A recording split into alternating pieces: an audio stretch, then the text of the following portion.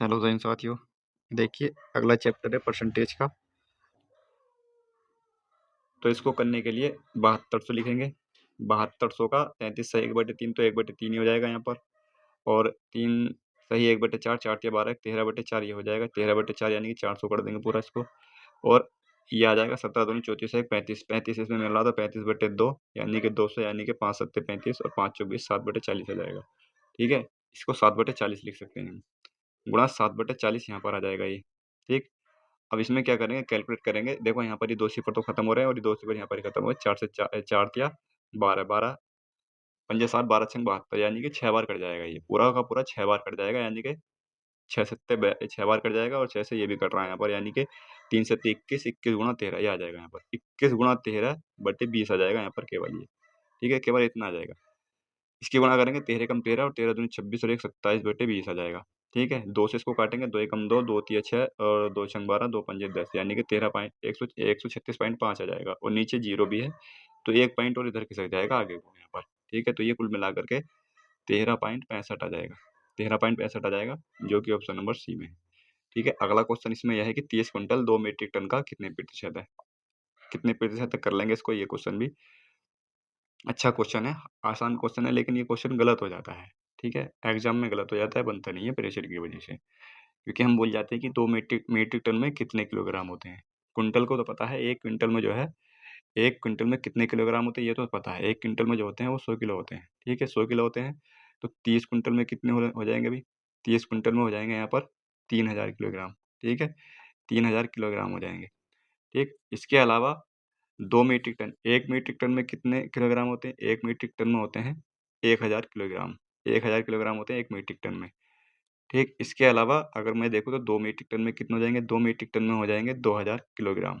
2000 kilogram यानी कि सवाल में यही पूछा है कि यानी कि 30 कुंटल 2 मीट्रिक टन का कितने प्रतिशत है। मतलब ये दोनों बराबर है, ये दोनों बराबर है, तो हम ये भी निकाल सकते हैं कि 3000 2000 का कितने प्रतिशत है। बस यही निकालना है इसमें।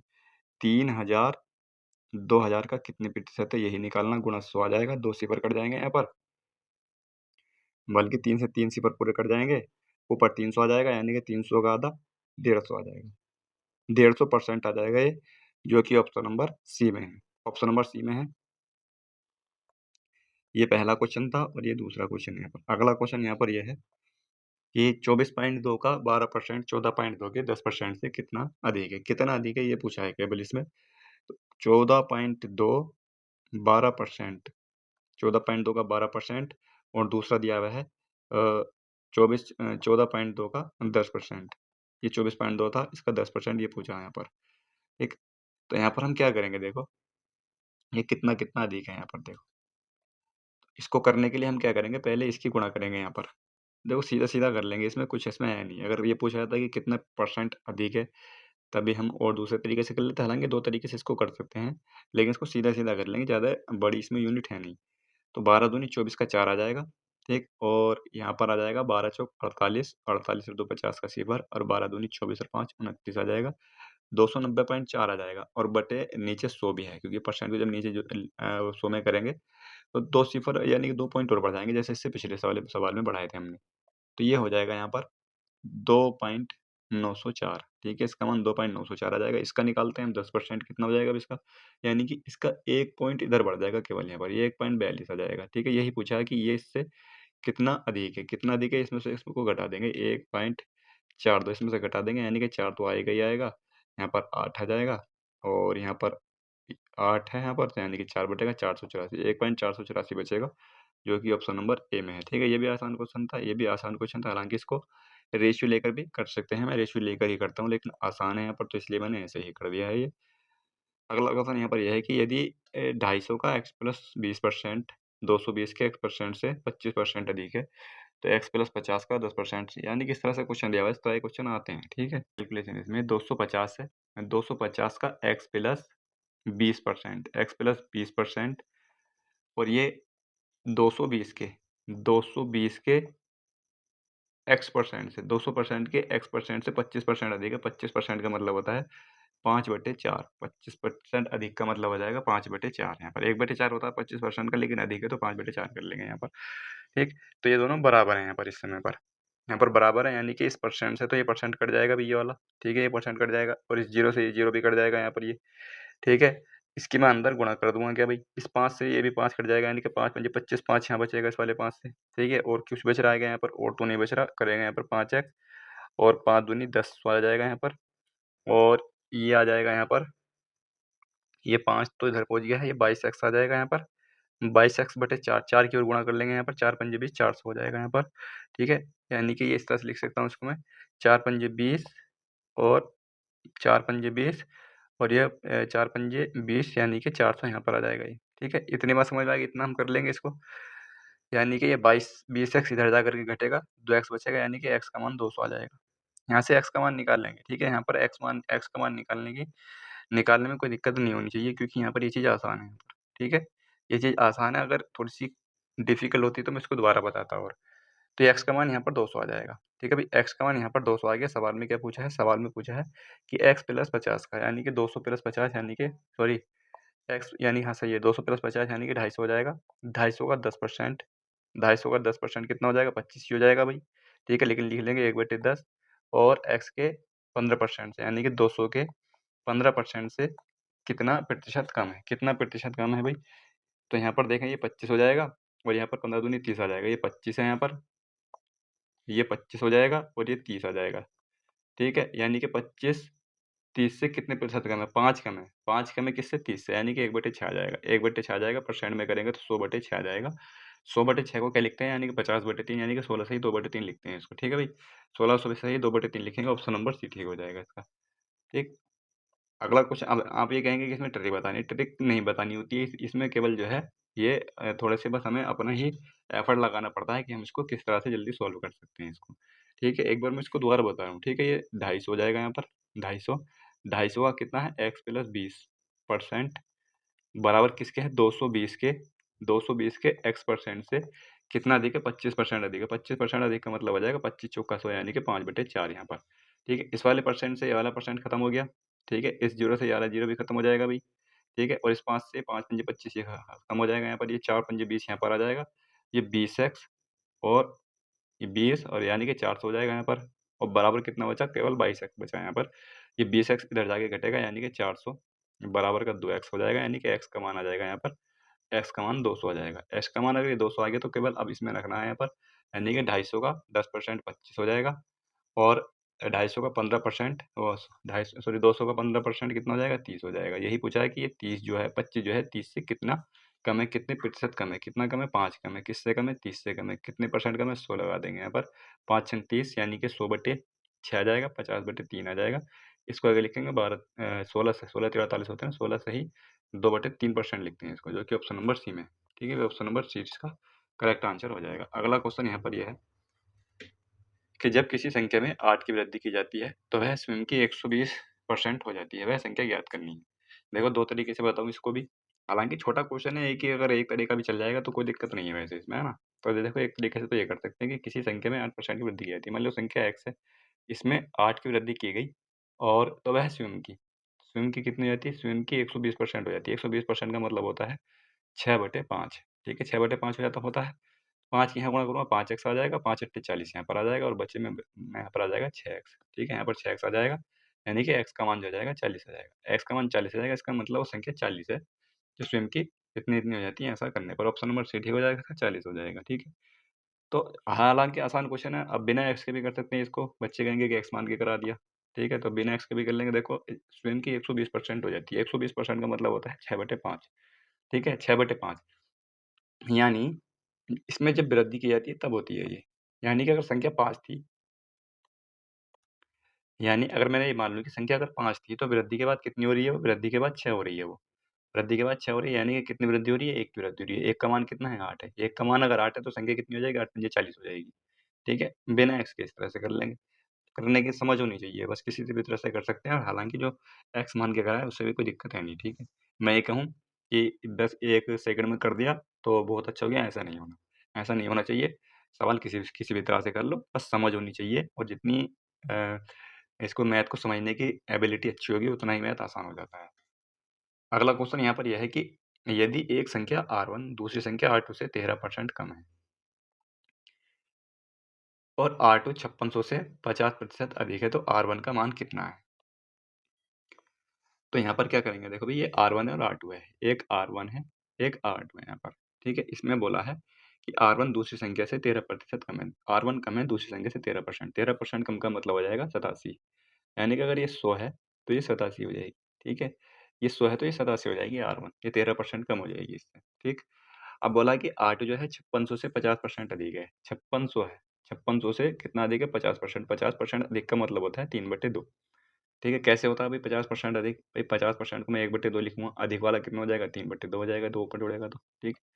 3/2 हो जाएगा, ये छोटी सी बात है यहाँ पर, ठीक। तो ये हो जाएगा यहाँ पर, इसको मैं अगर देखूँ तो 2 दूनी 4, 2 अट्ठे 16, 28 84 होते हैं क्या भाई, 3 अट्ठे 24, 3 दूनी 6, ठीक है, 27 84 हो गए। इसका मतलब ये हुआ कि R2 जो है 50% अधिक है R2 5600, यानी कि R2 जो है वो कितनी है, R2 8400, 28 से 84, ठीक है, 8400 आई थी, यानी कि R2 का मान जो है 84 है। तो R1 का मान बताना है, यानी कि ये कितना गुना हो रहा है, 84 गुना हो रहा है यहाँ पर, तो इसको भी 84 गुना कर देंगे बस, इसको भी 84 गुना कर देंगे, आंसर आ जाएगा यहाँ पर 7 चौक 28, लास्ट में 8 आना चाहिए, क्योंकि ऑप्शन नंबर यूनिट डिजिट से कर लेंगे इसको, ऑप्शन नंबर बी ठीक हो जाएगा, लास्ट में 8 आएगा, 7 चौक 28, ठीक है, इस तरह से आएगा, तो ऑप्शन नंबर बी ठीक हो जाएगा इसका।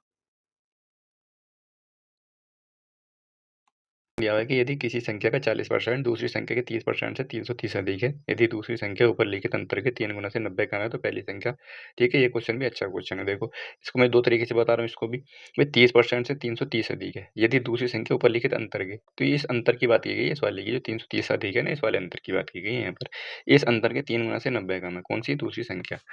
तो यहाँ पर दूसरी संख्या कितनी हो जाएगी, जो दूसरे नंबर की संख्या है, यानी कि मैं इसको बी मान लेता हूँ, ठीक है, सेकंड में लिख करके इसको मैं बी मान लेता हूँ, जो संख्या बी है ना, जो बी है, तो ये कितनी है, दूसरी संख्या है 330 के 3 गुना से 90 कम है, 3 गुना से 90 कम का मतलब क्या हो जाएगा, भी 3 3 यानी कि 990 हो जाएगी, यानी कि बी का मान जो आ जाएगा वो 900 आ जाएगा, जो बी है ना संख्या, दूसरी संख्या वो 900 है।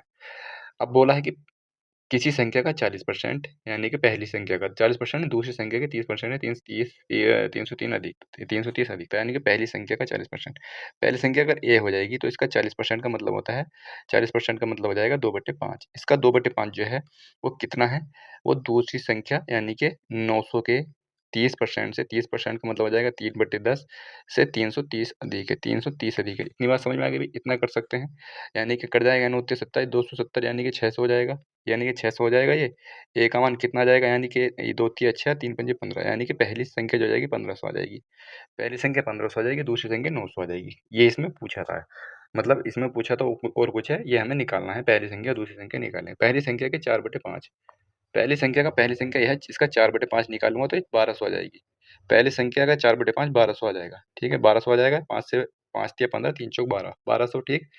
पहली संख्या का 3/4 हिस्सा, 4/5 हिस्सा दूसरी संख्या का कितने प्रतिशत है, दूसरी संख्या का कितने प्रतिशत है, यानी कि 1200 जो है ये 900 का कितने प्रतिशत है, यानी कि 12 जो है 9 का कितने प्रतिशत है, यही कर लेंगे केवल, क्योंकि 2 सिफर तो कट जाएंगे, गुणा 100 आ जाएगा यहाँ पर, हालांकि इसको 3 चौक 12, 3 तिया 9 भी कर सकते हैं, यानी कि 400/3 आ जाएगा, 400/3 ये इसका आ जाएगा, ठीक है। तो ये किसके बराबर हो जाएगा भाई, यहाँ पर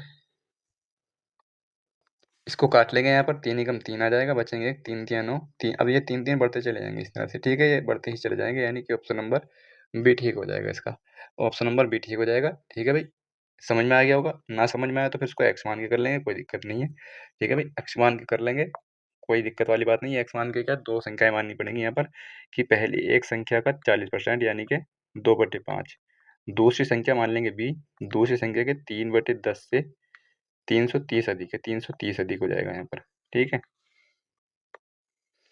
तो पहला तो ये हो जाएगा, पहली लाइन ये आ जाएगी, फिर दूसरा वही काम करेंगे, इसमें 330 अधिक वाला जो हमने करा था यहाँ पर, ये अंतर वो करने के बाद बी का मान यहाँ पर ला करके रख देंगे, ए का मान आ जाएगा, फिर बी का मान आ जाएगा, उसमें थोड़ी सी लंबी समीकरण बन जाएगी बस, ठीक है, इस तरह से कर लेंगे, कोई दिक्कत नहीं है।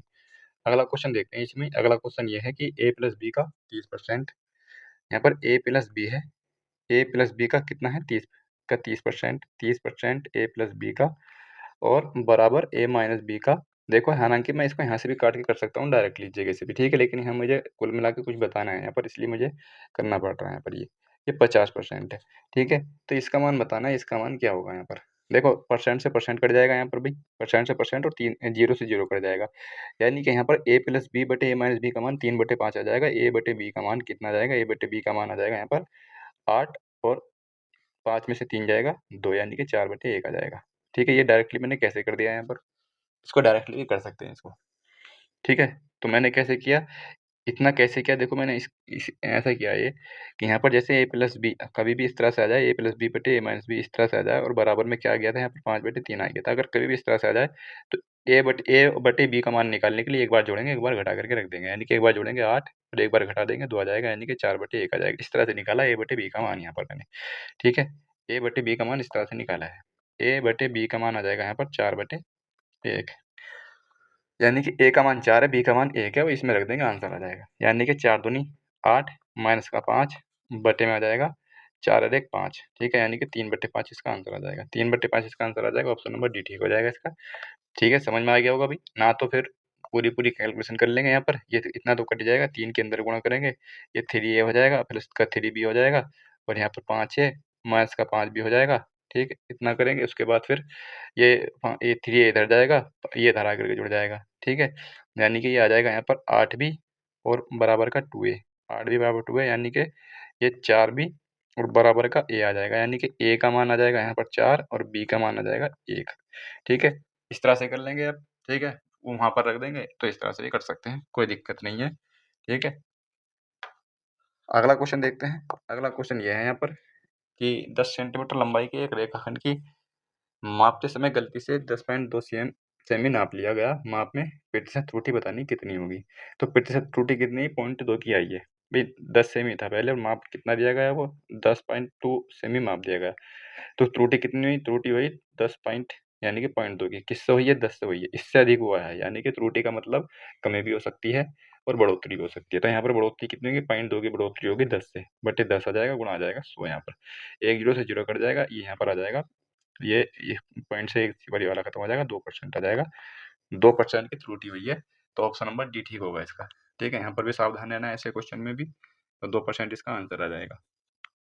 अगला क्वेश्चन यहाँ पर यह है, अगला क्वेश्चन ये है कि यदि किसी भिन्न के अंश में 12% की वृद्धि की जाती है।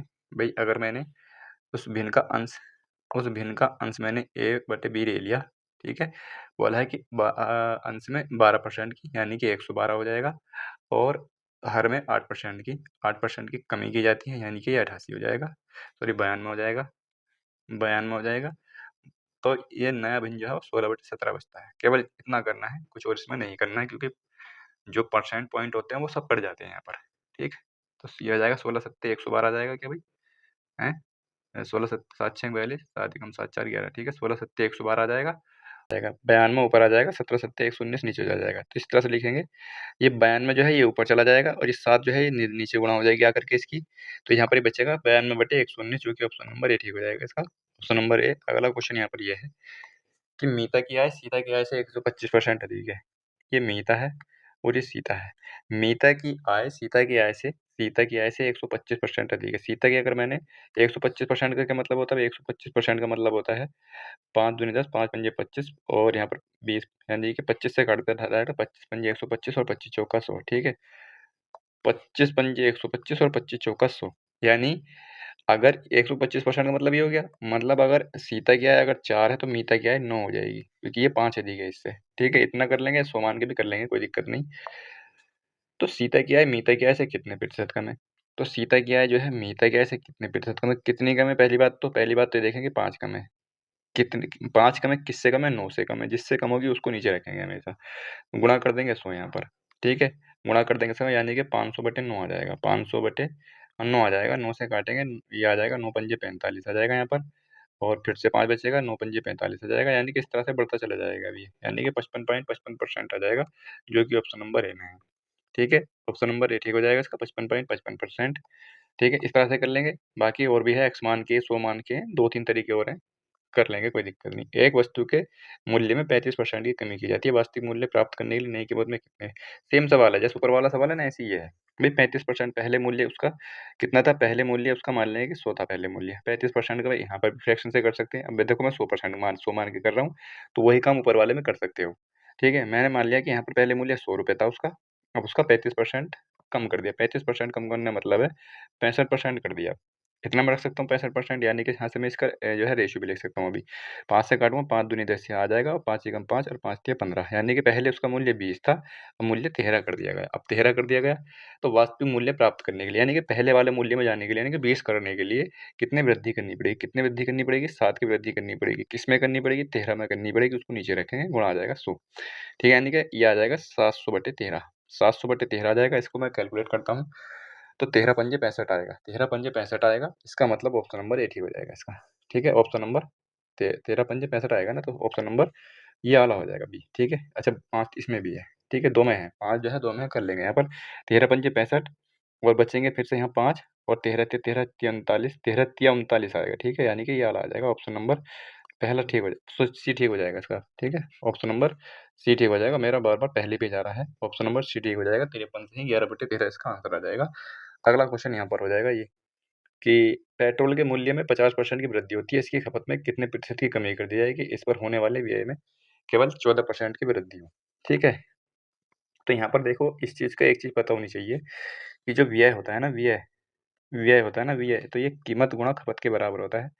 कीमत गुणा खपत के बराबर होता है, इसको याद रखना। ठीक है, चाहे लिख करके रख सकते हैं इसको, ना लिख करके याद करना ही है, क्योंकि अगर इसमें ना सही, वो जो बड़े क्वेश्चन होते हैं उसमें बहुत आसानी से वो सवाल सॉल्व हो जाता है इसकी सहायता से। तो यहाँ पर देखो, पेट्रोल की कीमत में 50% की वृद्धि हुई। कीमत में 50% की वृद्धि हुई, मतलब 50% की वृद्धि का मतलब होता है 2 से 3 हो गई। ठीक है भाई, 2 से 3 हो गई कीमत, जो प्राइस था उसका, तो पहले 2 था, अब 3 हो गया है वो। ठीक, इसके अलावा इसकी खपत में कितने प्रतिशत कमी की जाएगी? इसका होने वाले व्यय में केवल 14% की वृद्धि है, यानी कि यहाँ पर एक्सपेंडिचर आ जाएगा, एक्सपेंडिचर। और इस यहाँ पर मैंने बताया ना, ये व्यय होता है ना, व्यय, वो कीमत गुणा खपत के गुणा के बराबर होता है। यहाँ पर खपत हो जाएगी, यानी कि कंजम्पशन, यानी कि कितनी कितनी कमी करनी पड़ेगी। 14% की वृद्धि किसमें हुई है? व्यय में। व्यय में हुई है 14% की वृद्धि, यानी कि यहाँ पर जो व्यय है 14% की वृद्धि का मतलब होता है 14/7, यानी कि 7 50 57 हो गई, यानी कि 50 थी और 57 हो गई। व्यय जो है 50 से 57 हो गया था। मैंने भी ये जो बताया ना यहाँ पर, कि व्यय कीमत गुणा खपत के बराबर होता है, तो यहाँ पर मुझे कितना रखना चाहिए ताकि ये 50 आ जाए? तो मुझे यहाँ पर कितना रखना चाहिए भई? मुझे यहाँ पर 25 रखना चाहिए। 25 दूनी 50 आएगा तभी। यहाँ पर 19 रखना चाहिए, 19 या 57, तभी यहाँ पर 57 आएगा। इतनी बात समझ में आ गई भई? तो यहीं देख लेंगे कि इसका जो खपत है ना, तो उसमें कितनी कमी करनी होगी ये काम करने के लिए। कितनी कमी होनी चाहिए भई? यहाँ पर 6 की कमी होनी चाहिए। ठीक है भई, 6 की कमी होनी चाहिए, किसमें? 25 में, गुणा आ जाएगा 100। 25 चौका 100, 4 छक 24% की कमी होनी चाहिए। 24% की, ऑप्शन नंबर ए ठीक हो जाएगा। ठीक है भाई, ऑप्शन नंबर ए ठीक हो जाएगा। अगला क्वेश्चन देखते हैं। अगला क्वेश्चन इसी में ही है। अगला क्वेश्चन इसी में ही है, कि एक संख्या को पहले 10% घटाया जाता है, फिर 10% बढ़ाया जाता है, तो प्राप्त संख्या मूल संख्या से 100 कम है। तो ये भी बहुत आसान क्वेश्चन है भाई। पहले उसको 10% घटाया गया, 10 से 9 कर दिया गया, फिर उसको 10 से 11 कर दिया गया। तो पहले संख्या कितनी थी भाई? पहले संख्या थी 100, अब ये हो गई 11 9 99, यानी कि कितना कम है? 1 कम है। 1 का मान 100 आ जाएगा। 1 का मान अगर 100 आ जाएगा, तो मूल संख्या कितनी हो जाएगी? मूल संख्या ये वाली है, यानी कि 10,000 हो जाएगी। 10,000 हो जाएगी, ऑप्शन नंबर सी ठीक हो जाएगा इसका। ठीक है, इसमें 100 1000 इतने-इतने से सावधान रहना है। ठीक है, तो ऑप्शन नंबर सी इसका करेक्ट आंसर हो जाएगा। इस तरह से कर लेंगे इसको। ठीक है भाई, अगला क्वेश्चन देखते हैं। अगला क्वेश्चन ये है, कि पेट्रोल के मूल्य में 50% की वृद्धि होती है, इसकी खपत में कितने प्रतिशत की कमी कर दी जाएगी? इस पर, अच्छा ये क्वेश्चन दोबारा रिपीट हो गया क्या है? हाँ, एक क्वेश्चन रिपीट हो गया। ठीक है, क्वेश्चन तो यहाँ पर रिपीट हो गए दोनों। अगला क्वेश्चन ये वाला है यहाँ पर, किसी संख्या को पहले 16% और फिर 14% बढ़ाया जाता है। पहले 16% बढ़ाया गया। 16% का मतलब क्या होता है? 16% का होता है 4 16, यानी कि 25 से 29। पहले संख्या 25 थी, अब वो 29 कर दी गई। ठीक, और फिर उसको 14%, 14% अभी पिछले क्वेश्चन में ही करा है। 14% बढ़ाने का मतलब होता है, यानी कि 50 से 57 कर दी गई। 50 से 57 कर दी गई संख्या। उसके बाद फिर उसमें क्या किया गया? 30% घटाया गया, यानी कि 10 से 7 कर दी गई। ठीक है, 10 से 7 कर दी गई। इन तीनों की गुणा करेंगे, तो आ जाएगा 25 पंजे 125, यानी कि 12,500 आ जाएगा। इन तीनों की गुणा करेंगे, कितना आ जाएगा इनकी तीनों की गुणा करने पर? इनकी गुणा करने पर आ जाएगा 7 या 21, 210 तो ये आ जाएगा, और यहाँ पर 3 और घटेगा, 7 और घटेगा, यानी कि 203 आ जाएगा। 203 तो इसकी गुणा आ जाएगी। 203 और फिर 57 की गुणा कर लेंगे इसमें। 57 दूनी हो जाएँगे यहाँ पर 114। ठीक है, 114, 11,400 हो जाएगा, और 57 तिया कितना हो जाएगा? 3 सत्ते 21, और 3 पंजे 15 और 2 17। इसको घटाएँगे, कितना आ जाएगा? ये जोड़ेंगे, सॉरी, इसमें। ठीक है, जोड़ेंगे यहाँ पर, तो ये आ जाएगा 1,7,5 11,571 आ जाएगा। ठीक है, इसकी गुणा करेंगे जब, तो 11,571 आ जाएगा। तो यहाँ पर भी कमी हुई है यहाँ पर, ठीक है? कमी हुई है तो इसका मतलब कमी हुई है तो ये इंक्रीज़ वाले तो आंसर होंगे नहीं, ठीक है? नो इंक्रीमेंट, नो डिक्रीमेंट ये भी नहीं होगा, यानी कि इन दोनों डिक्रीज़ ही हुई है। कितनी डिक्रीज़ हुई है ये इसमें करना पड़ेगा यहाँ पर। अगर ऑप्शन एक और इंक्रीज़ का हो जाता तो डायरेक्ट हमारे यहाँ पर आंसर आया था, कुछ नहीं करना पड़ता इसमें।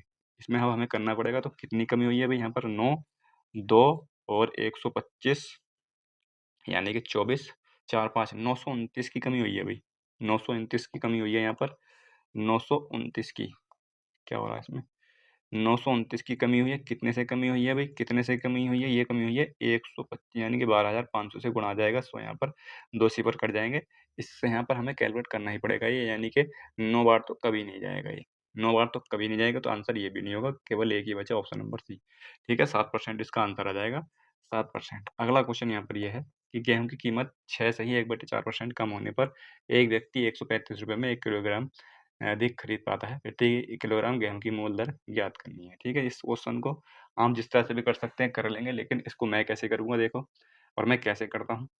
इसमें 6 से 1/4%, 6 चौक 24 है 25, 25/4, 25 चौक का 100 यानी कि इसकी जो फ्रैक्शन आ जाएगी 1/16 आ जाएगी।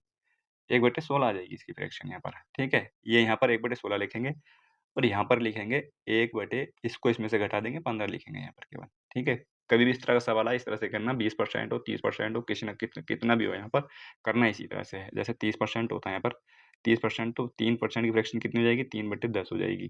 तो यहाँ पर क्या लिखते हैं 10 यहाँ पर 3 यहाँ पर लिखते हैं ये वाली ऊपर वाली संख्या और नीचे इसमें घटा के लिखते हैं 7 यहाँ पर लिखते हैं, ठीक है? तो जैसे यहाँ पर ये लिखा होगा ऊपर इस तरह से लिखेंगे हमेशा, ठीक है? एक चीज़ ये याद रखेंगे ये वाला जो मान होगा ना ये हमेशा क्या होगा घटा हुआ मूल्य होगा और ये इसका पहला वाला मूल्य होगा, घटने से पहले का हमेशा बस इतना याद रखना है।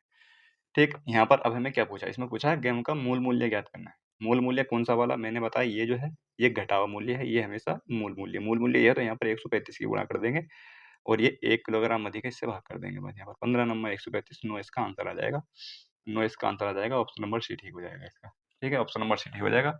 अगर पूछता कि इसका घटा मूल्य है तो घटाए मूल्य में 135 की यहाँ गुणा करते हैं और 1 से भाग कर देते हैं। 1 से भाग करने का तो कोई मतलब ही नहीं। इससे गुणा कर लेंगे, ये ठीक है, लगभग 8 पॉइंट कुछ में जाएगा ये, ठीक है? तो ये घटा हुआ मूल्य आ जाएगा। समझ में आ गई बात? इस तरह से कर लेंगे, बाकी आप जिस तरह से भी करते हैं, कर सकते हैं।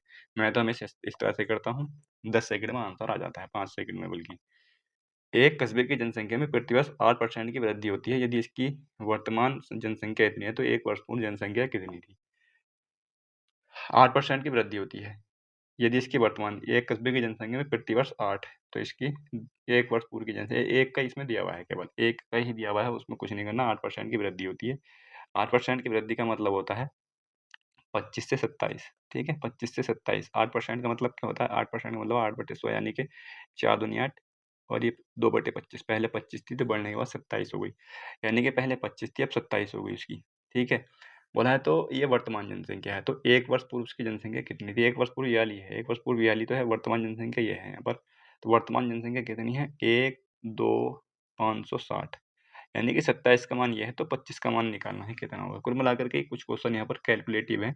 यहाँ पर जो है कॉन्सेप्ट तो सभी एक ही होंगे लेकिन यहाँ पर जो क्वेश्चन दिए हुए हैं थोड़े से मतलब कि जो डिजिट रखी हुई है ना डिजिट थोड़ी-सी कठिन रख दी गई है कैलकुलेशन करने के लिए यहाँ पर।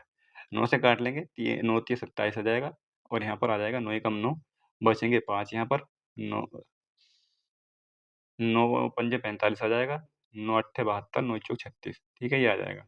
3 से अब भी कट जाएगा और 3 दूनी 6 और 3 अट्ठे 24 ये आ जाएगा यहाँ पर। यानी कि 1 का मान आ जाएगा, 1 का मान ये आ जाएगा 25 में इसमें गुणा कर देंगे, 25 की गुणा कर देंगे आंसर आ जाएगा 25 अट्ठे 200, 25 दूनी 50 और 25 पंजे 125, 125 और 7 कितना हो जाएगा 132 हो जाएगा, 132 हो जाएगा यानी कि ऑप्शन नंबर डी ठीक हो जाएगा इसका। ठीक है, ऑप्शन नंबर डी ठीक हो जाएगा, 1,32,000। अगला क्वेश्चन ये है यहाँ पर कि वर्ष 2014 में शहर की जनसंख्या अब देखो कितनी-कितनी बड़ी-बड़ी डिजिट डिजिट कर दी यहाँ पर 2015 में 8% की वृद्धि होती है, 2016 में 35% की कमी होती है, 17 में 65% की वृद्धि होती है, 17 के अंत में शहर की जनसंख्या कितनी होगी? पहले इतनी थी अब कितनी होगी? तो इस कुल मिलाकर के इसमें जो है ना ये डिजिट इस तरह से रखी गई है यहाँ पर 2014 में इतनी थी, 2015 में पहले 8% की वृद्धि यानी कि पहले साल उसमें 8% की वृद्धि, 8% का मतलब मैंने अभी बताया था पिछले क्वेश्चन में 8% का मतलब कितना हो जाएगा? 25 से 27 हो गई, ठीक है? 25 से 27 हो गई, उसके बाद उसमें 35% की कमी हो गई, 35% का मतलब कितना हो जाएगा? 20 से 13 हो गई, ठीक है? 20 से 13 हो गई 35% का मतलब 35% का मतलब 35/100 हो जाएगा, 5 सत्ते 35, 5 दूनी 10 यानी कि 7 की कमी होगी 20 से, ठीक है? 20 से 13 रह गई। अब क्या हुआ उसमें सत्र में 65% की वृद्धि हुई, 65% का मतलब फिर से वही 65% का मतलब हो जाएगा यहाँ पर 65% का मतलब हो जाएगा 65/100 13 पंजे 65 वो सॉरी 5 से काटेंगे 5 एकम 5, 5 तिया 15 और 5 दूनी 10 यानी कि 33 होगी, 20 से 33 हो जाएगी। ठीक है भई? ये हो जाएगी यहाँ से 20 से 33 अब, 20 से 33 हो जाएगी। अब यहाँ पर इसकी गुणा कर लेंगे यहाँ पर 25 दूनी 50 यानी कि 2 दूनी 4, 25 चौका 100 तो ये आ जाएगा यहाँ पर और 2 सिफ़र ये भी है यहाँ पर। इनकी गुणा करेंगे सभी की, इनकी गुणा करेंगे सभी की यानी कि 27 गुणा 13 और गुणा 33 ये आ जाएगा यहाँ पर, ठीक है? गुणा भी ना कर रहे तो इस तरह से लिख लेंगे यहाँ पर। बोला है कि ये इतनी थी, यानी कि ये इसका मान दिया हुआ है, इसका मान दिया हुआ है ए अब कितने सिफ़र हैं यहाँ पर ये? 6 सिफ़र हैं यहाँ पर, 6 सिफ़र लगा देंगे यहाँ पर ये, ठीक है? 6 सिफ़र हो गए भई ये, 4 सिफ़र से 4 सिफ़र कट जाएँगे, यानी कि 1 का मान 800 आ जाएगा, 1 का मान 800 आ जाएगा तो इसकी 800 से गुणा और करनी पड़ेगी यहाँ पर ये 800 से गुणा और करनी पड़ेगी तब यहाँ जा कर के आंसर आएगा ये, ठीक है? आंसर आएगा, तो यहाँ पर देखो यूनिट डिजिट से भी कर सकते हैं कि केवल 2 सिफ़र होने चाहिए लास्ट में केवल 2 सिफ़र होने चाहिए और लास्ट में 2 सिफ़र केवल इसके हैं, इस वाले के, ठीक है? तो यहाँ पर बिना गुणा करे भी आंसर लगा सकते हैं, ठीक है? तो इसका ये आंसर हो जाएगा इसका। बाकी यहाँ पर गुणा कर लेंगे, कोई दिक्कत नहीं। हालाँकि पिछले सवाल में भी जो है पिछले सवाल में तो 3 में जो यूनिट डिजिट से भी कर सकते थे इसमें भी, ठीक है? लेकिन इतना बड़ा सवाल था नहीं यहाँ पर, ठीक? तो यहाँ पर अब अगला क्वेश्चन देखते हैं। अगला क्वेश्चन भी देखो इसी तरह से है। अगला क्वेश्चन भी इसी तरह से है, बोला है कि 3 वर्ष पहले एक फ्लैट का मूल्य इतना था, इसके मूल्य में पहले, दूसरे, तीसरे वर्ष की समाप्ति पर इतने-इतने परसेंट की जो है कमी होती है इस बार कमी होती है तो फ्लैट का वर्तमान मूल्य बताना। तो देखो इस तरह से कॉन्सेप्ट ये रहना चाहिए, बाकी आप डायरेक्टली भी कर सकते हैं, इसी तरह भी से भी कर सकते हैं। तो इन क्वेश्चन को मैं छोड़ रहा हूँ यहाँ पर, इन्हें कुल बना कर के जो है केवल कैलकुलेशन भरी हुई है और इसमें कुछ है नहीं इसमें। ठीक है? यहाँ से कुछ क्वेश्चन शुरू करते हैं। अब ये नए क्वेश्चन देखते हैं यहाँ पर। नए क्वेश्चन ये है कि धन शेखर अपनी बचत का 19% वृद्धाश्रम को, यानी कि अपनी बचत का, उसकी बचत राशि वेतन का 40% है। तो धनशेखर का वेतन बताना है कितना होगा। ठीक है भाई, तो यहाँ पर मान लेंगे कि उसकी बचत जो है ना, सेविंग जो है वो 100 रुपये है। अभी हम ये मान लेंगे, हमें कुछ नहीं मानना है यहाँ पर। उसकी जो बचत है ना वो 100 रुपये है, बचत मानेंगे। बचत का 19%, 23%, 21% ये इतना-इतना देता है यहाँ पर। 19 और 21 कितना हो जाएगा? 40, 40 और 23 63, ठीक है? यानी कि 63% उसने दान कर दिया है और शेष 7400 रुपये की राशि बैंक में जमा कर देता है। उसने दान 63 रुपये उसने दान दे दिए, उसके पास कितने बचे? उसके पास बचे अभी 37 रुपये, ठीक है? 37 रुपये बचे और 37 रुपये जो बचे वो 7400 रुपये की राशि बच रही है। यानी कि 37 का मान जो है वो 7400 के बराबर है, ठीक है? 7400 के बराबर यही बच रहे थे। 37 दूनी 74 हो जाएँगे, यानी कि 1 का मान 200 के बराबर हो जाएगा। अगर 1 का मान 200 के बराबर हो गया तो उसकी बचत हो जाएगी 20,000 की। जो उसकी सेविंग है ना, तो सेविंग 20,000 रुपए की है उसकी, बोला है। उसकी बचत राशि वेतन का 40% है। वेतन का 40% उसका वेतन, अगर उसका जो वेतन हम मान लेंगे, वेतन उसका ए है और उसके 40% का मतलब होता है 2/5, ठीक है? 2/5 यानी कि ये हो जाएगी इसकी 50,000, ठीक है? 50,000 इसका आंसर आ जाएगा। ऑप्शन नंबर बी ठीक हो जाएगा, उसका वेतन जो है वो 50,000 50,000 का अगर हम 40% निकाल लेंगे तो वो 20,000 आ जाएगा, ठीक है? 20,000 आएगा। किसी तरह से भी उल्टा-पुल्टा करके कर सकते हैं कुल मिला करके। तो इसका आंसर आ जाएगा 50,000। अगला क्वेश्चन देखते हैं भई। अगला क्वेश्चन ये है कि रितु की मासिक बचत उसके मासिक व्यय का 28% है, ठीक है? यहाँ पर एलिगेशन से भी करते हैं बहुत से बच्चे, एलिगेशन से भी कर सकते हैं, ठीक है? तो यहाँ पर रितु की मासिक बचत उसके मासिक व्यय का 28% है। उसके व्यय का यानी कि व्यय अगर मैंने 100 रुपये मान ली, यानी कि उसकी जो एक्सपेंडिचर है वो अगर मैंने 100 रुपये मान लिया, तो उसकी बचत कितनी हो जाएगी? यानी कि सेविंग कितनी हो जाएगी उसकी? 28 हो जाएगी। सेविंग उसकी 28 हो जाएगी, तो उसकी जो इनकम है, तो इनकम कितनी हो जाएगी? इनकम हो जाएगी उसकी 128 रुपये, ठीक है? इनकम 128 होनी चाहिए। भई अगर उसकी यानी कि खर्च उसका 100 रुपये है, सेविंग उसकी 28 रुपये है, तो इसकी इनकम यानी कि आय, जो उसकी आय है ना, तो वो 128 रुपये होनी चाहिए। इतनी बात समझ में आ गई होगी, ठीक है? यहाँ पर 54.1% 45% दे रखा, तो मैं एक सिफ़र अपनी तरफ से बढ़ाऊँगा भई यहाँ पर मैं, ताकि मैं थोड़ा-सा पॉइंट में ना ले सकूँ। एक सिफ़र और बढ़ा दूँगा अपनी तरफ से यहाँ पर, ठीक? अब आगे बोला है कि यदि उसकी मासिक आय में 45% की वृद्धि की जाती है। मासिक आय कहाँ पर है? मासिक आय ये है, इसमें 45% की वृद्धि कर दूँगा मैं। 45% का मतलब हो जाएगा 5 नम 45 और 5 दूनी 10 यानी कि 29/20 कर दूंगा इसको। 29/20 कर दूंगा, 0 से 0 कट जाएगा यानी कि 2 छंग 12 2 चौक 8, इसकी 29 की गुणा करनी है। तो अब जो नई बनेगी ना, नई मासिकाएँ बनेगी वो बन जाएगी यहाँ पर। तो नई मासिकाएँ इन दोनों की गुणा करने पर आ जाएगी। गुणा करने पर क्या आएगा भाई, यहाँ पर गुणा कर लेंगे इसकी। 9 चौक 36 का 4 आ जाएगा, 9 छंग 54 और 2 चौक 8, 54 और 8 आ जाएगा 62, 62 और 62 और 9 चौक 36, 62, 65, 5 आ जाएगा। और यहाँ पर बचेंगे 2 छंग 12, 12 और 6 18 आ जाएगा। ठीक है, 1854 आ जाएगा यहाँ पर। यही बच रहा है क्या भाई, 1854 याद आएगा। 9 4 9 36 6 आएगा ना पहले यहाँ पर ये। ठीक है, तो पहले ये 6 आएगा यहाँ पर, ये 6 आ जाएगा यहाँ पर। या 9 छंग 54, 2 चौक 8, ठीक है 5 और 2 छंग 12 और 6 18, ठीक है 1856 आ जाएगा। तो कुल मिलाकर मेरा कहने का मतलब ये है कि यहाँ पर जो है अब उसकी जो नई इनकम बनेगी वो 1856 की बनेगी। 1856 की उसकी इनकम बन जाएगी। तो बोला है कि मासिक खर्च में 54.1% की वृद्धि। मासिक खर्च कौन सा है, ये वाला मासिक खर्च ये वाला है। इसमें कितनी 54.1% की, यानी कि 1541 करनी पड़ेगी। ये 54.1 की वृद्धि करेंगे तो 1541 हो जाएगी यहाँ पर ये। तो उसके सेविंग, नई सेविंग कितनी हो जाएगी, नई सेविंग कितनी हो जाएगी, ये हो जाएगी 5 यहाँ पर, ये हो जाएगा 1 और यहाँ पर आ जाएगा 3, यानी कि 315 हो जाएगी उसकी नई सेविंग। नई सेविंग 315 है और पुरानी वाली सेविंग उसकी 28,280 रुपये है। बोला है कि मासिक बचत में कितने प्रतिशत, 35 की वृद्धि हुई है। किससे हुई है, 280 से। 280 से वृद्धि हुई है, ये 280 आ जाएगा और गुणा कर देंगे यहाँ पर 100। ये 0 से 0 कट जाएगा, एक 5 5 7 पंजे 35 आ जाएगा और 7 चौक 28 आ जाएगा, यानी कि ये आ जाएगा 50/4, यानी कि 25/2, यानी कि 12.5। ऑप्शन नंबर डी ठीक हो जाएगा। 12.5% की वृद्धि होती है। अगला क्वेश्चन यहाँ पर यह है कि एक चुनाव में 2 उम्मीदवार थे। 75% मतदाताओं ने अपने मत डाले, जिनमें से 2% मत अवैध पाए गए। एक उम्मीदवार को इतने वोट मिलते हैं, तो कुल वैध मतों का 75% है। तो नामांकित मतदाताओं की कुल संख्या बतानी है कितनी होगी।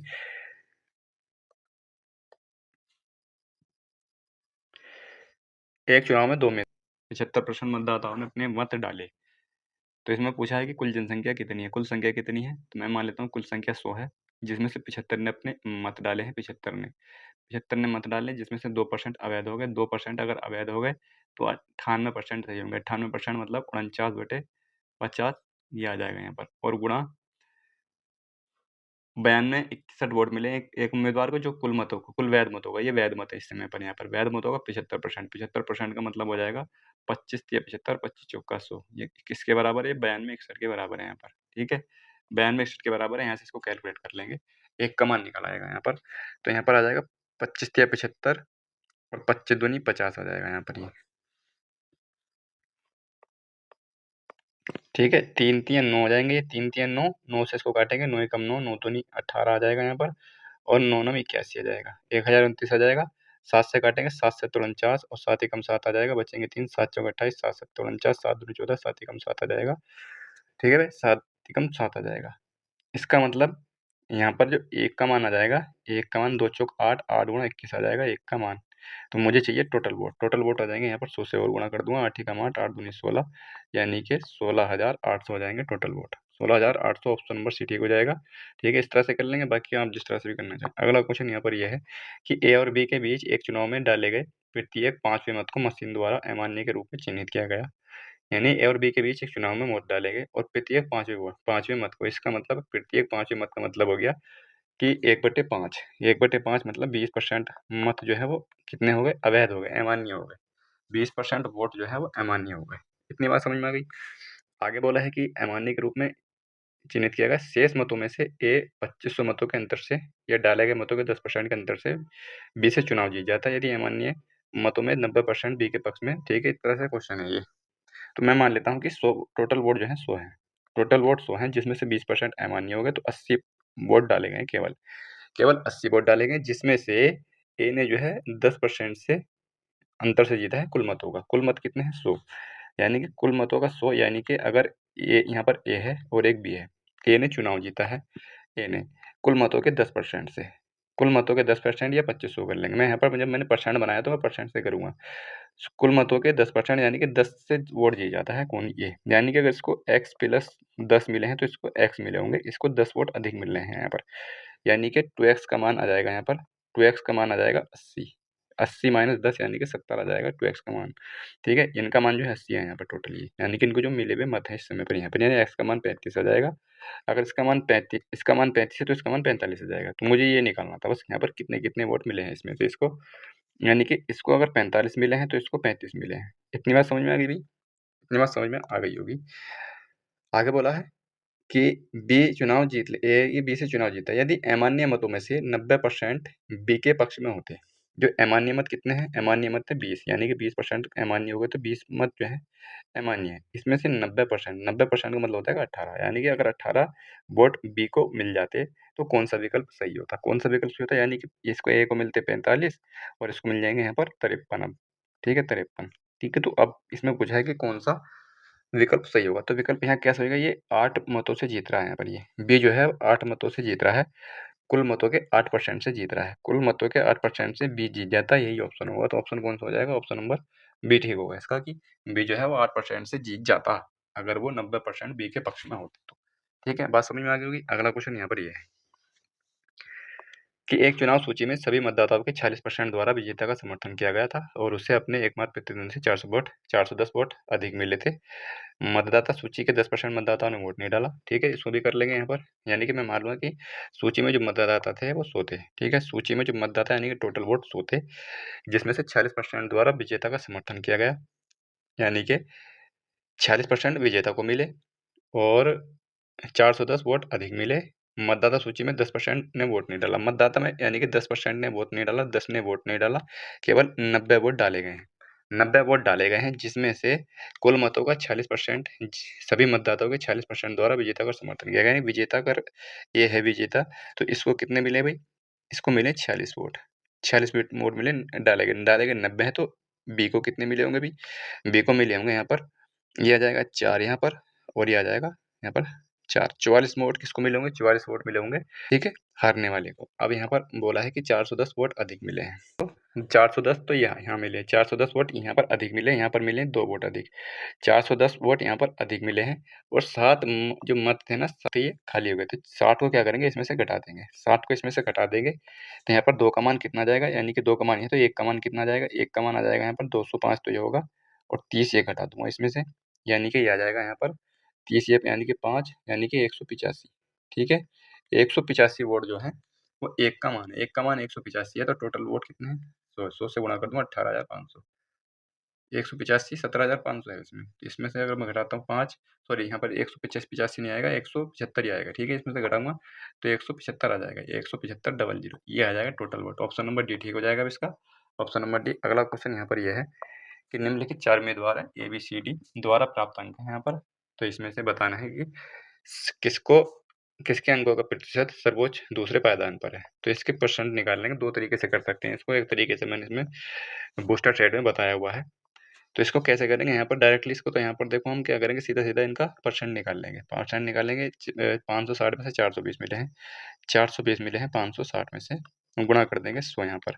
ठीक है, सी पर कट जाएगा, 7 छंग 42 और 7 अट्ठे 56 आ जाएगा, यानी कि 3/4 आ जाएगा, यानी कि आ जाएगा यहाँ पर 3/4, 25 या 75, 75% तो यहाँ पर मिल गया उसको। इसी तरह से सभी में निकाल लेंगे, यहाँ पर सभी में निकाल लेंगे तो दूसरा सर्वोच्च जो है कौन सा हो जाएगा, वही आंसर देख लेंगे। अगला क्वेश्चन ये है कि ए 67% अंक प्राप्त करता है, जो उत्तीर्ण अंकों की तुलना में 192 अंक अधिक है।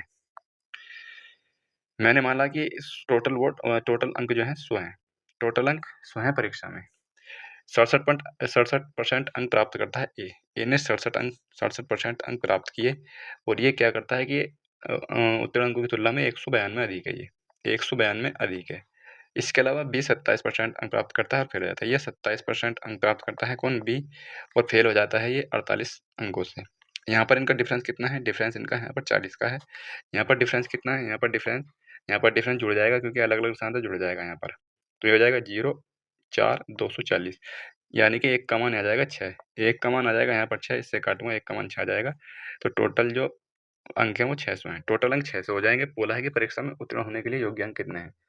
उत्तीर्ण होने के लिए योग्य अंक कितने हो जाएँगे? 67 अंक अगर लाए, यानी कि यहाँ से देखता हूँ 27% अगर मैं अंक ले आता हूँ, 27% अंक यानी कि 6 गुणा 27, 27% अंक ले आता हूँ, तो मुझे कितने और चाहिए होंगे? अभी 48 और चाहिए होंगे यहाँ पर, क्योंकि 48 कम ला रहा था ये। तो ये इसका आंसर आ जाएगा 7 छंग 42, 7 छंग 42 का 2 और 7 दूनी 14 14 4 18 और प्लस का 48 ही आ जाएगा, यानी कि जुड़कर हो जाएंगे 8 4 12, 8 2 10, 8 4 12 और 1 13।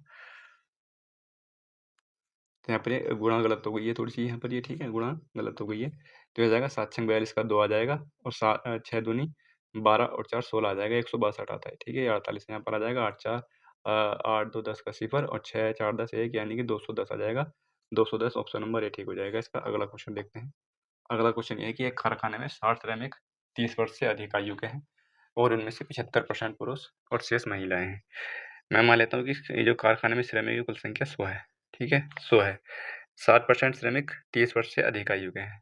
60% से अधिक यानी कि 60 जो है वो 30% से 30% नहीं, 30 वर्ष से अधिक आयु के हैं, 30 वर्ष से अधिक आयु के हैं, और इसमें से 75% पुरुष हैं। 75% पुरुष यानी कि 3/4 इसमें से पुरुष हैं, यानी कि 45 मेल हैं इसमें, 45 मेल है और फीमेल कितनी है, 15 बची, ठीक है। इतनी बात समझ में आ गई भी।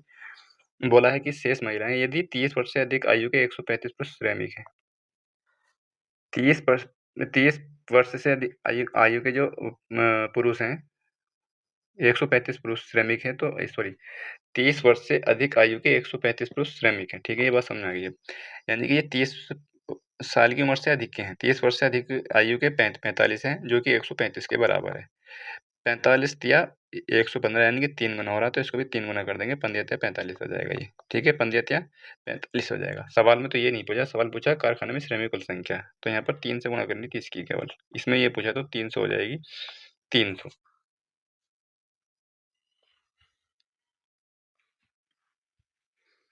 ठीक है भाई, अगला यहाँ पर इसका आंसर सी आ जाएगा। अगला क्वेश्चन देखते हैं। अगला क्वेश्चन, चाय पीना पसंद करते हैं और 47% कॉफ़ी पीना पसंद करते हैं। ये चाय वाले हो गए, ये कॉफ़ी वाले हो गए, ये टी और ये कॉफ़ी वाले हो गए।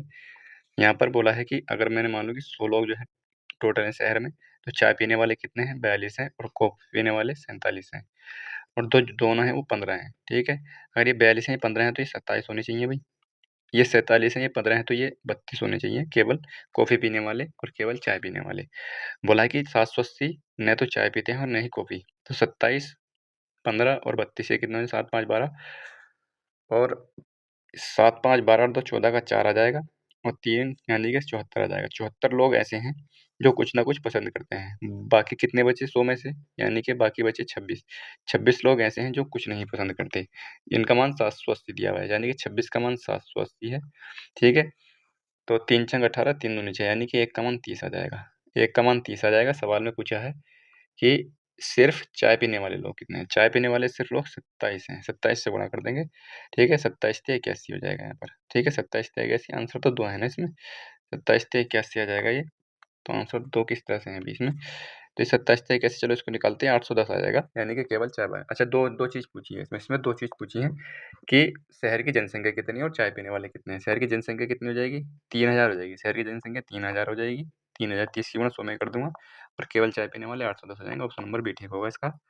अगला क्वेश्चन, 10,000 परिवारों में से 40% परिवार, यानी कि इसी तरह क्वेश्चन है जैसे पहला वाला क्वेश्चन है, इसी तरह का। इसमें 3 क्रम दिए, 3 वो दिए हुए हैं इसमें।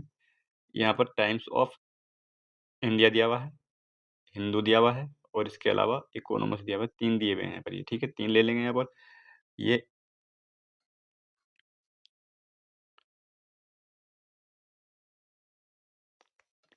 ये टाइम्स ऑफ इंडिया हो जाएगा, ये हिंदू का हो जाएगा, टाइम्स ऑफ हिंदू, और यहाँ पर टाइम्स ऑफ इकोनॉमिक्स के लिए ये हो जाएगा।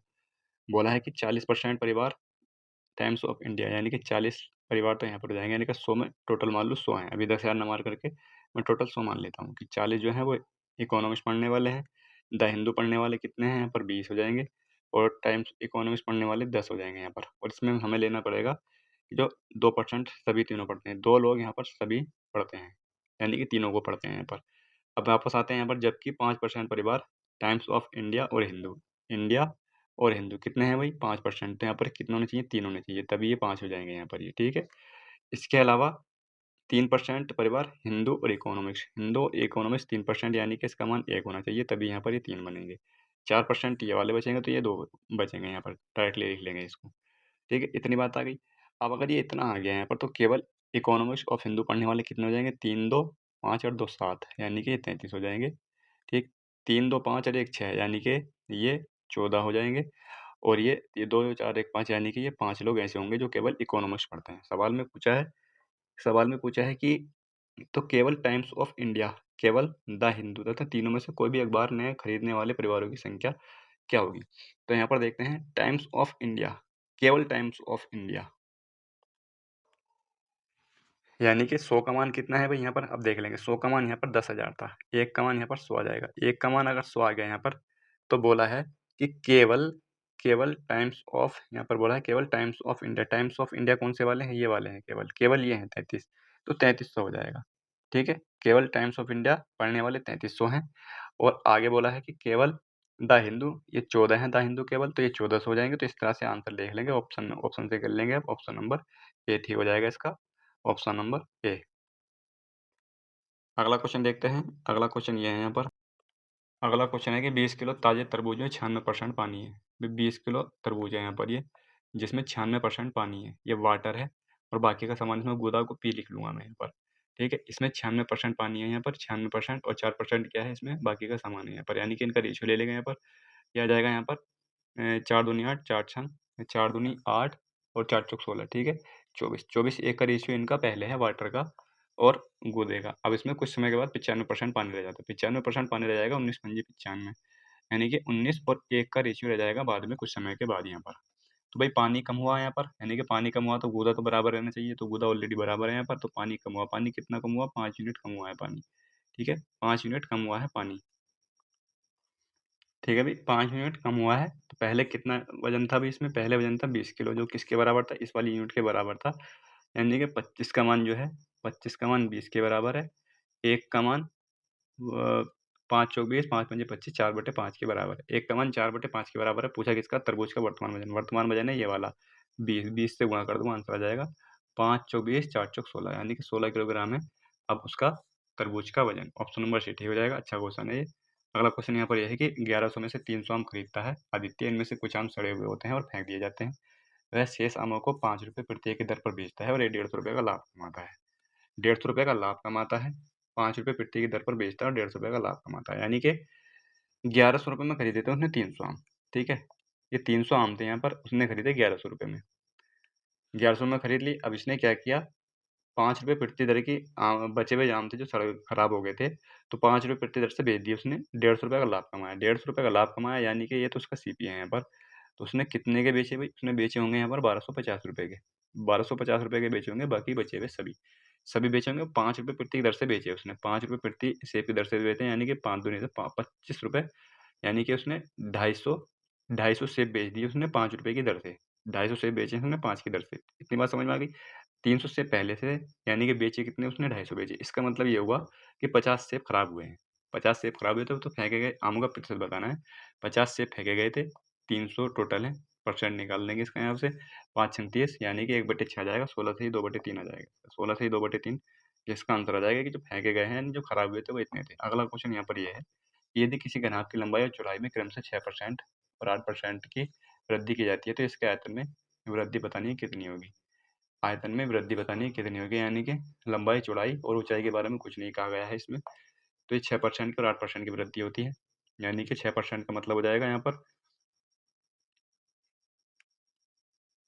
50 से 53, 50 से 53 हो गई। और 8% का मतलब हो जाएगा, मैंने भी बताया था 8% का मतलब कितना हो जाएगा। 8% का मतलब हो जाएगा 25 से 27। ठीक है, 25 से 27 हो जाएगी। तो यहाँ पर 25 पंजे 125, 1250 ये हो जाएगा। उसकी मैं गुणा करता हूँ तो कितना आ जाएगा? 7 तिया 21 और 7 पंजे 35 और 2 तिया 6 35 और 6 41, 41 2 43 का 3 आ जाएगा। 2 पंजे 10 4 14 आ जाएगा। 14 से 31 हो जाएगा, यानी कि यहाँ पर इसके वृद्धि हुई है। कितनी वृद्धि हुई है? वृद्धि हुई है यहाँ पर 1 की। 13 में से 5 जाएगा, 8 बचेगा। और यहाँ पर 181 की वृद्धि हुई है। 181 की वृद्धि हुई है 112,000, यानी कि 1250 पर। गुणा आ जाएगा 100 यहाँ पर, इसी पर कटेगा ये। और यहाँ पर 5 दूनी 10 आ जाएगा और 5 दूनी 10, 5 पंजे 25 ही आ जाएगा यहाँ पर, यानी कि 4 दूनी 8 से गुणा कर लेंगे इसकी। और 2 पॉइंट जो लगाएंगे बीच में लगाएंगे। मैंने 8 से क्यों करी? मैंने 8 से इसलिए करी क्योंकि 4 से मैंने नीचे गुणा कर दी, 100 बन गया है नीचे। 8 से गुणा करूँगा, 8 एकम 8 आ जाएगा। 8 एकम 8 आ जाएगा और ये आ जाएगा 64 का 4 आ जाएगा। और 8 एकम 8 से 14, 14.48 आ जाएगा इसका। ठीक है भाई, 14.48 इसका आंसर आ जाएगा। ऑप्शन नंबर बी सही हो जाएगा, इतनी वृद्धि हुई। ठीक है, अगला क्वेश्चन देखते हैं।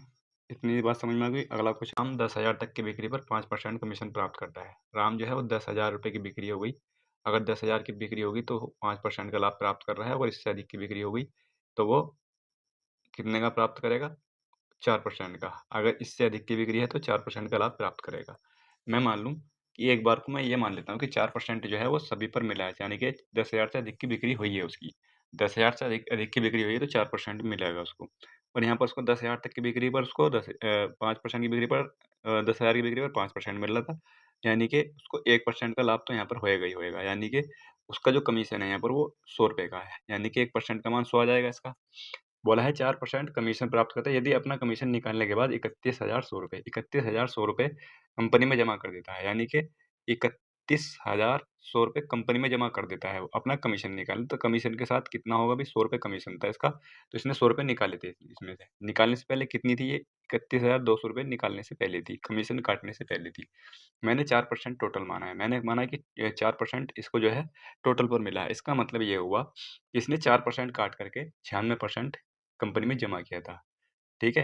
अपना 4% ये वाला निकाल करके 5% का कमीशन इसके साथ ऐड होगा यहाँ पर ये ऐड हुआ है ऑलरेडी यहाँ पर। तो ये 4% जो कमीशन है, ये इसने काट लिया है। यानी कि 96% का मान जो है, 96% का मान 31,200 है। 96% का मान ये 31,200 है। मुझे क्या चाहिए? मुझे क्या चाहिए? 100, यानी कि कुल बिक्री। कुल बिक्री कितनी? 100। 100 का मान चाहिए। बट्टे में आ जाएगा यहाँ पर 96। ठीक है? 96 बट्टे में आ जाएगा, इसको कैलकुलेट कर लेंगे। 4 सत्ते 28, 4 अट्ठे 32 और आ जाएगा 4 दूनी 8, 4 चौक 16। ठीक? ये आ जाएगा यहाँ पर। अब ये और कट जाएगा, 4 से कट जाएगा, 4 से कट जाएगा यहाँ पर ये। नहीं, 2 से काट लेंगे, 2 2 तिया 6, 2 नम 18, 2 एकम 2, 2 दूनी 4, 12 तिया 36, बचेंगे 3 यहाँ पर। और यहाँ पर आ जाएगा 12 दूनी 24 और 12 पंजे 60, 32,500 रुपये आ जाएगा, जो कि ऑप्शन नंबर सी में है, 32,500 रुपये। अगला क्वेश्चन है कि एक सेल्समैन को 10,000 तक की बिक्री पर 15% का कमीशन मिलता है। 10,000 तक की बिक्री पर उसको 15% का कमीशन मिल रहा था, 15% का। और इससे अधिक की बिक्री पर उसको 5% का बोनस भी मिलेगा कमीशन के साथ साथ। यानी कि 15% प्लस 5% और मिलेगा उसको, ये 5% और यहाँ पर। ठीक है? यदि उसे कुल कमीशन प्लस बोनस के रूप में 2,060 रुपये मिले हो तो उसे कितने रुपए बोनस के रूप में मिले थे, ये बताना है यहाँ पर। यानी कि 2,060 जो है, 2,060 किसका मान हो जाएगा वो हमें निकालना पड़ेगा यहाँ पर। तो यहाँ पर दिया हुआ है कि 15% तो मिलता है उसको, 10,000 तक की बिक्री है। 10,000 से अधिक की बिक्री पर उसको 15% ही मिलता है और 5% ये मिलता है। ठीक है? यानी यानी इस बार में अगर ये मान लो कि टोटल जो उसको मिला है वो 15 प्लस 5 20% मिला है टोटल पर। टोटल पर 20% मिला है, तो इसका 20% कितना हो जाएगा? इसका 20% यानी कि सॉरी, ये 20% नहीं 15%, क्योंकि ये 5% इसमें से घटेगा ना, तो 5% घटेगा तो ये 15% रह जाएगा। तो 15% कितना है? यानी कि 1,500। 1,500 उसको यहाँ पर कमीशन के रूप में मिला है। 2,060 रुपये क्या है भाई? 2,060 रुपये टोटल था उसका, 2,060 रुपये टोटल था। 1,500 में से इसको घटाऊंगा तो कितना आ जाएगा यहाँ पर? ये 0, ये आ जाएगा 6 यहाँ पर, और ये आ जाएगा 560। 560 आ जाएगा। यानी कि 560 जो है वो 15% और 5% दोनों का मान है यहाँ पर। 15% और 5% दोनों का मान है। यानी कि 20% का मान जो है वो 560 है। 20% का मान 560 है। बोला है तो बोनस के रूप में, 5% मिले हैं उसे। 5/20 हो जाएगा। 5 चौक 20, 4 एकम 4 और 4 चौक 16, 140 रुपये मिले भाई इसको। ऑप्शन नंबर सी ठीक हो जाएगा। 140 रुपये मिले बोनस के रूप में।